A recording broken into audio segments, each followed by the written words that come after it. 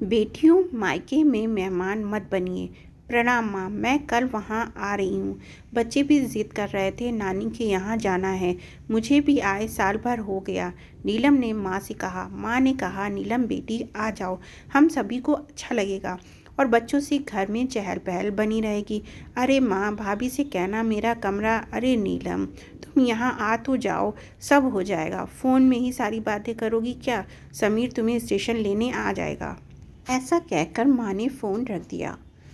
अरे श्वेता बहू, नीलम बेटी का फ़ोन आया था। वो कल आ रही है, उसका कमरा व्यवस्थित कर देना। तुम तो उसका स्वभाव जानती हो, सास शारदा जी ने कहा। श्वेता जानती थी ननद नीलम का मिजाज कुछ अलग ही है। उसे हर चीज़ समय पर और व्यवस्थित चाहिए रहती है। किसी चीज़ की कमी उसे पसंद नहीं।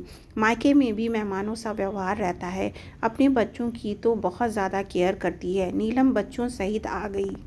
भाई समीर स्टेशन लेने चला गया था। नीलम घर पहुंची और माँ के गले लगकर उनके हालचाल पूछने लगी। श्वेता तुरंत पानी का गिलास लेकर आई और नीलम से उसका हालचाल पूछने लगी। तभी श्वेता की बेटी खुशी बुआ के पास आकर बैठ गई और पूछा, बुआ मेरे लिए क्या लेकर आई हो? नीलम ने अपनी सूटकेस खोली और एक सुंदर सा ड्रेस खुशी के हाथों में दिया। खुशी देख ड्रेस पाकर बहुत खुश हो गई। बच्चे आपस में खेलते हुए मस्ती करने लगे। तभी नीलम, श्वेता भाभी, हमारा कमरा व्यवस्थित है ना? पिछली बार आई थी तो कूलर काम नहीं कर रहा था, गर्मी में पंखे में ही सोना पड़ा था। एसी तो आपके कमरे में ही लगा है। श्वेता ने हंसते हुए कहा। नीलम दीदी, इस बार आप हमारे कमरे में सो जाना, हम लोग दूसरे कमरे में सो जाएंगे। आपको कोई परेशानी ना होगी। शारदा जी सब सुन रही थी। उन्होंने तुरंत नीलम से कहा, अरे बिटिया, इस बार तुम्हारे समीर भैया ने नया कूलर ले लिया है, तुम आराम से रहना। अरे माँ, मैं तो भाभी से यूं ही मजाक कर रही थी, नीलम ने कहा। श्वेता जानती थी नीलम हर बात में उसे ताना मारती है, पर वो चुप रहती है।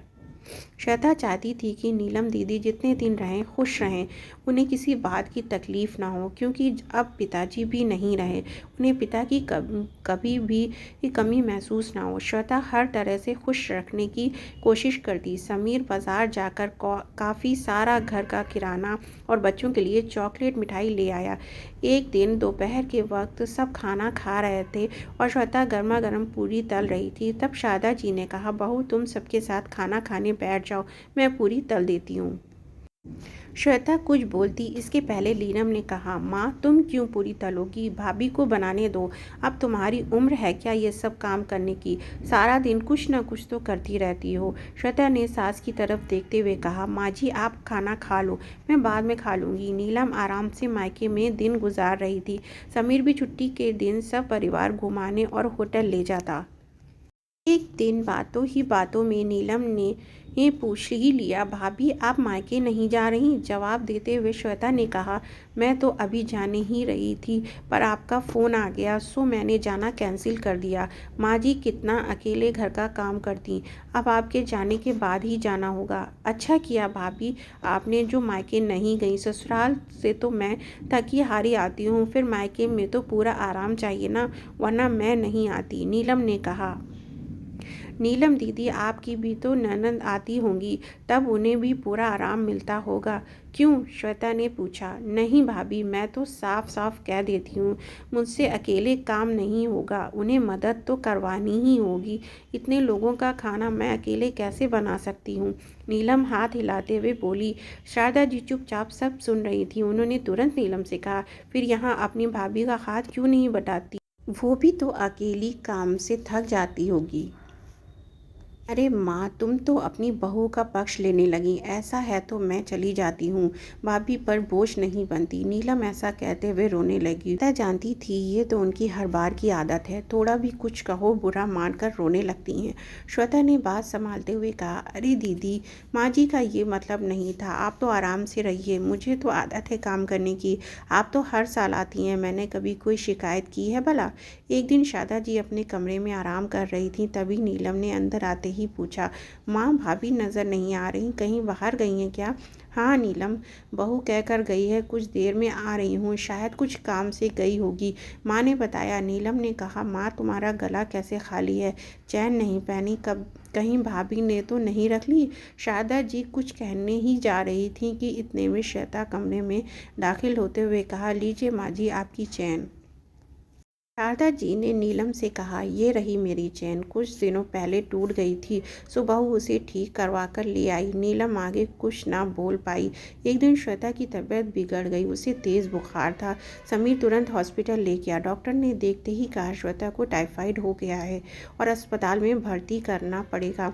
समीर ने तुरंत माँ को फ़ोन करके सारी बातें बता दी। शारदा जी नीलम को सारी बात कहकर तुरंत हॉस्पिटल पहुँची।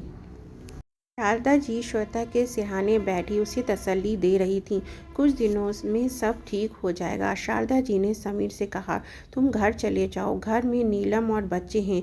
नीलम से कहना श्वेता के लिए खिचड़ी बना दे। अब घर की सारी जिम्मेदारी नीलम पर आ चुकी थी, पर वो करती हुई क्या। उसने सबके लिए खाना बनाया और भाभी के लिए खिचड़ी बनाकर समीर के हाथों हॉस्पिटल भेज दी। शारदा जी ने श्वेता को खाना खिलाया और घर वापस आ गईं। घर आकर देखा नीलम काम कर रही थी और बच्चे भी कमरे में चुपचाप खेल रहे थे। माँ के आते ही नीलम ने पूछा, भाभी की तबीयत कैसी है। शारदा जी ने कहा, श्वेता काफ़ी कमज़ोर हो गई है, कुछ दिन हॉस्पिटल में रखना पड़ेगा। तुम तो अब यहीं हो, मुझे किसी बात की चिंता नहीं, तुम घर संभाल लेना। नीलम मन ही मन सोच रही थी, अभी ना आती तो अच्छा रहता, हर बार मायके आराम करके ही जाती हूँ, अब तो मेरा घूमना फिरना भी नहीं हो पाएगा। सोचा था अच्छी शॉपिंग कर लूँगी, मायके आकर शॉपिंग करने का मज़ा ही कुछ और होता है। पार्लर जाकर अपना मेक ओवर करवा लूँगी, अब संभव नहीं लगता। कुछ समय बीता। आज श्वेता घर आ चुकी थी, उसे काफ़ी कुछ ठीक लग रहा था। डॉक्टर ने आराम के लिए कहा था। समीर ने श्वेता को अपने कमरे में आराम करने को कहा। नीलम ने कमरे में आते ही कहा, क्या भाभी, हमारे आते ही आप बीमार पड़ गई, अब जल्दी से ठीक हो जाओ, मुझसे आपका घर नहीं संभाला जाता।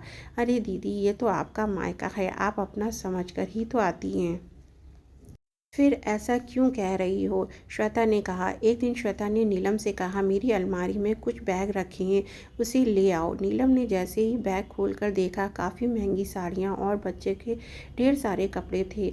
अरे भाभी, ये क्या। नीलम ने आश्चर्यचकित होकर पूछा। हाँ दीदी, आपके आने से पहले मैंने और समीर ने जाकर सारी शॉपिंग कर ली थी, क्योंकि मुझे मेरे पिताजी की तबीयत देखने जाना था। माँ जी ने कहा था मैं मायके चली जाऊं, पर आप आ रही थी तो मैं कैसे जा सकती थी, पर कहीं अचानक जाना पड़ जाए तो आप सभी के लिए पहले ही ये कपड़े खरीद लाए थे। नीलम अपने आप को शर्मिंदा महसूस कर रही थी। नीलम श्वेता के गले लगते रोने लगी। भाभी, मैंने आपको हमेशा गलत समझा और भला बुरा भी कहती रही, पर कभी आपने सामने जवाब नहीं दिया, मुझे माफ़ कर दें। अरे अरे दीदी, ऐसा मत कहिए, आप तो बेटी हैं घर की, आपका तो हक है। अब तो वो मेरी तबीयत ठीक है, हम सब घूमने फिरने चलेंगे और खूब शॉपिंग करेंगे। शारदा जी सब देख सुन रही थीं कि श्वेता कितनी समझदार और सुलझी बहू है। नंद को हमेशा बहन ही मानती रही। समीर ने कभी उसे पिताजी की कमी महसूस न होने दी, उसकी हर चीज़ का बाखूबी ध्यान देता रहा। पर नीलम ने भाभी को कभी भी महत्व नहीं दिया जिसकी वो हकदार थी। श्वेता जैसे ही काम करने किचन में जा रही थी कि नीलम ने हाथ पकड़ते हुए कहा, भाभी, जब तक आप पूरी तरह से ठीक नहीं हो जाती, मैं किचन संभाल लूँगी, मैं अभी काफ़ी दिन रुकने वाली हूँ। श्वेता ने कहा, नीलम दीदी, आपकी जब इच्छा हो तब आ जाया करें, पर मायके को मायका ही समझें, ना कि मेहमान बनकर आएँ, तभी प्यार और अपनापन का रिश्ता बना रहेगा। मायके में माँ के बाद भाभी ही सब कुछ होती है, उनसे प्यार और अपनापन का रिश्ता बनाकर रखें, ताकि मायके में कभी बोझ ना समझा जाए। Thanks for watching, please like and share Uzma की आवाज़।